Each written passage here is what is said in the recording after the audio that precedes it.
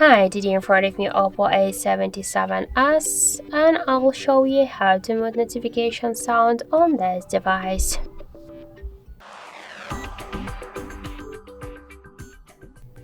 So open the settings first, then tap to the sounds and vibration. Here you'll see notifications bottom panel. Just to mute notifications, you should slide to the left side. There's dot on notifications bottom panel. Also, you could make it by another way. Just press up or down volume button, then click here to the three dots, and you'll see here notifications bottom panel. So just to mute them by the same way, slide this panel to the left side.